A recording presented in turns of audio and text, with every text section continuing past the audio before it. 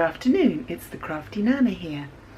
And I've just started today by just finishing off a few little projects from last night, but I have other things I plan to do today.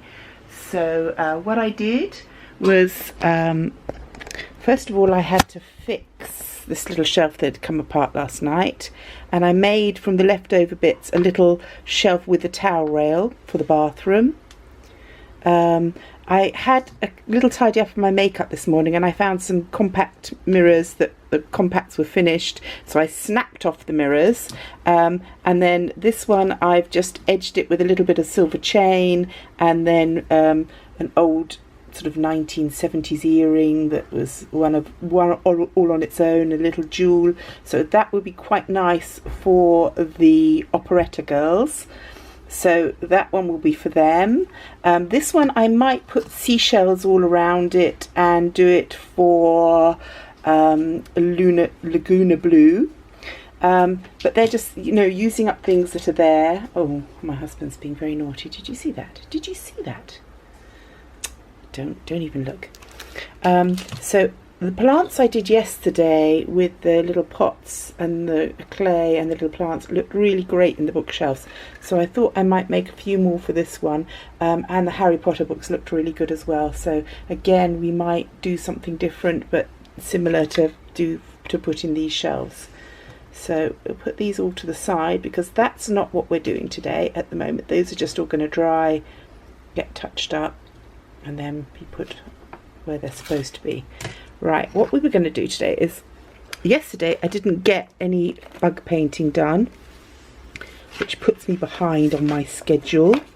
So last night I sat and I sketched out one for bees, this gorgeous, huge, big green beetle that I'm really looking forward to doing. I think that's going to be my next one. I've already started drawing it all in.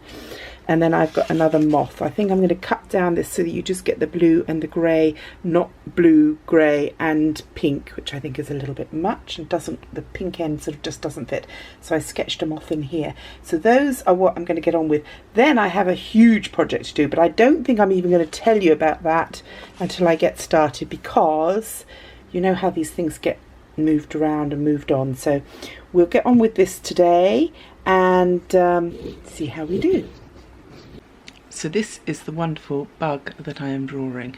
I just think the blades on his arms are just amazing. Well, arms, his legs are just amazing. And I want to bring out this iridescent bluey on the wings as well. Probably accentuate it slightly more.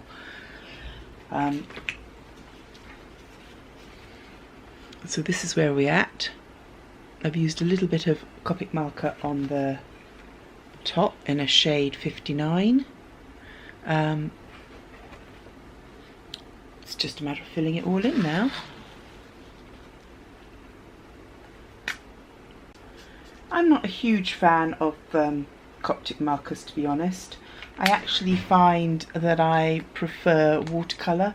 I don't think it takes any longer. I mean, I know there are things that you can do with markers that you can't do with other things, and I have got some lovely colours. So I thought on this occasion I would just give it a try, because if we don't try things out occasionally, we'll probably never get round to it. This is a 43. What do they call it? They call it deep olive green. Sounds good. Try a 46. Now when I have my children using this kind of thing, I always suggest to them that it's a really good idea to try the colour out on a piece of paper before you start trying to put it onto paper, because colours that you see at the end of the pen are never the same as the colour that you get on the paper. Also, different papers have different absorbency and will get stronger or darker depending on thing. Now we are going to have a little problem with this one, because this one has got a lot of silver paint on the actual wing, and if I can, I'm just going to rough it up a little bit so that it's not quite so reflective, because it's very reflective. It's almost impossible to paint on.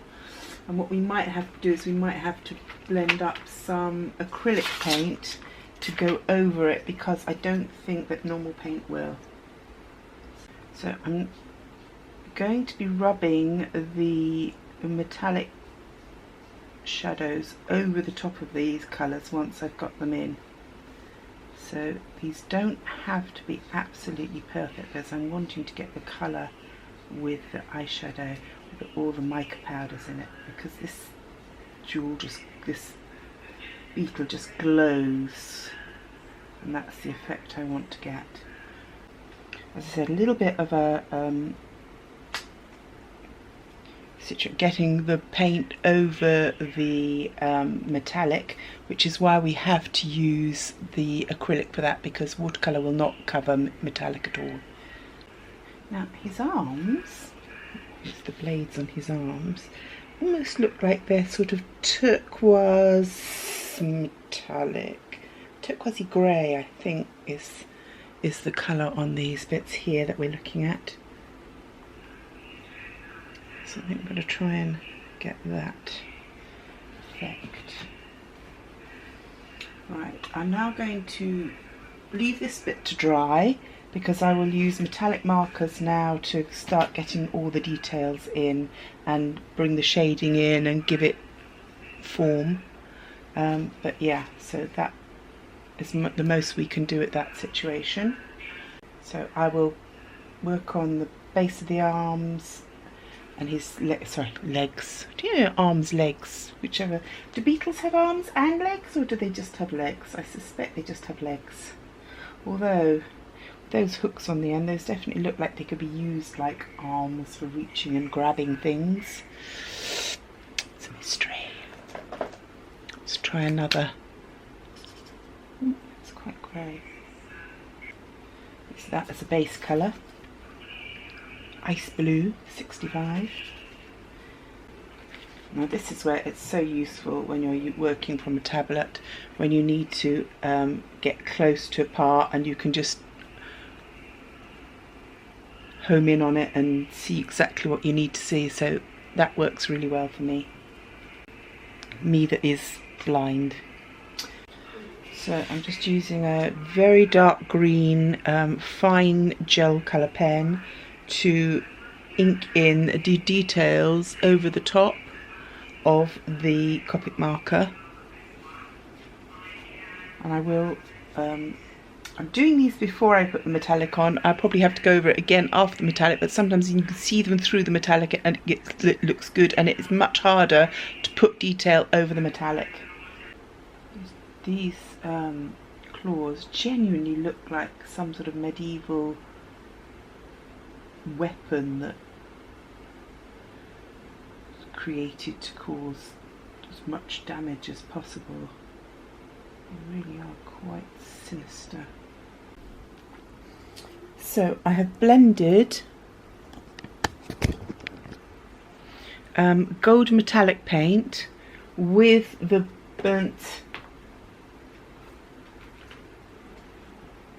sienna acrylic paint, because I felt that if I had an acrylic base it would work better over the metallic base. Now I don't want to get too much of the brown where I'm going to put the blue, because I want the blue to show up very blue, so I've left some big gaps, but I've painted in a brown base. Once that's dry I can then work over the top of it.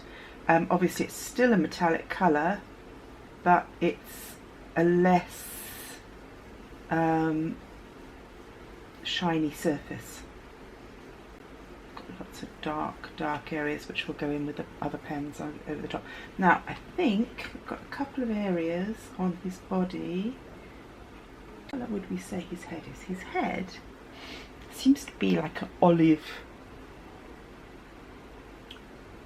colour. I think basically putting the gold over the green. Now whilst you've got the gold on the brush, we're just going to bring 2 areas of gold down his back like that.